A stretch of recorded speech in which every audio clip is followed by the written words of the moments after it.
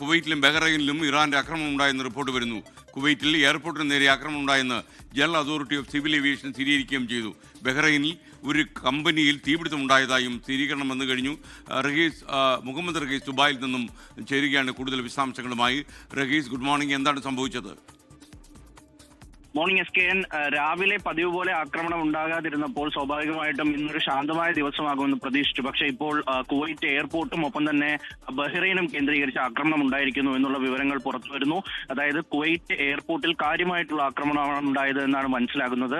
എയർപോർട്ടിന് നേരെ രാവിലെ ആക്രമണം ഉണ്ടായതായി അതോറിറ്റികൾ കൃത്യമായി സ്ഥിരീകരിക്കുന്നു. അതിനപ്പുറത്തേക്ക് എണ്ണ ടാങ്കറുകൾ ലക്ഷ്യമിട്ടായിരുന്നു ആക്രമണം.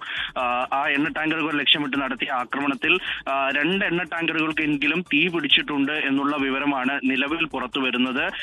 അവിടെ തീ അണയ്ക്കാനുള്ള ശ്രമം ഊർജിതമാക്കിയിട്ടുള്ളതായിട്ടുള്ള അറിയിപ്പ് വരുന്നു. നിലവിൽ എന്തായാലും ആളപായമൊന്നും റിപ്പോർട്ട് ചെയ്തിട്ടില്ല. നേരത്തെ തന്നെ കുവൈറ്റ് എയർപോർട്ടിന്റെ പ്രവർത്തനം ഏതാണ്ട് അടച്ച രീതിയിൽ തന്നെയാണ്.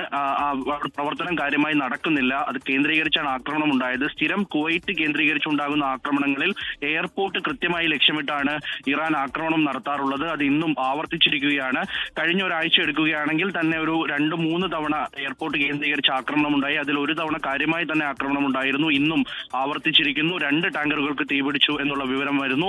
ഒപ്പം തന്നെ ബഹ്റൈനിൽ ആക്രമണം ഉണ്ടായിരുന്നത് ഒരു കമ്പനിയുടെ കെട്ടിടത്തിന് തീപിടുത്തം ഉണ്ടായി എന്നുള്ള വിവരം മാത്രമാണ് നൽകിയിരിക്കുന്നത്. അതിൽ ഏറ്റവും പ്രധാനം, നേരത്തെ തന്നെ ഇറാൻ സൂചിപ്പിച്ചിരുന്നു, ഈ അമേരിക്കൻ കമ്പനികൾ കേന്ദ്രീകരിച്ചുള്ള ആക്രമണം തങ്ങൾ ഇന്ന് നടത്തുമെന്ന് സമയമടക്കം പറഞ്ഞുകൊണ്ട് ഇറാൻ അറിയിപ്പ് നൽകിയിരുന്നു. അതിന്റെ കൂടി അടിസ്ഥാനത്തിൽ ഇതിനെ കാണേണ്ടി വരുമോ എന്ന് സംശയമുണ്ട്. അപ്പോൾ ആ നിലയ്ക്ക് കൂടി ആക്രമണം വ്യാപിപ്പിക്കാൻ ഇറാൻ തീരുമാനിച്ചിരിക്കുന്നു.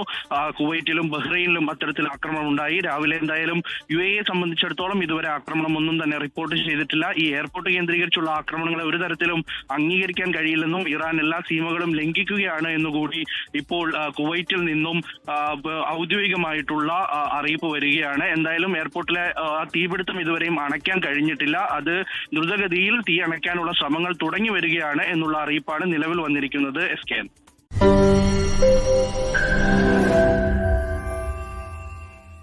ലോകത്തെവിടെയായാലും ഏത് സമയത്തും 24 വാർത്തകളും ഓഗ്മെന്റഡ് റിയാലിറ്റി പാക്കേജുകളും എക്സ്പ്ലെയിനറുകളും വിശദമായി കാണാൻ ഞങ്ങളുടെ YouTube ചാനൽ നിങ്ങൾക്ക് സബ്സ്ക്രൈബ് ചെയ്യാം.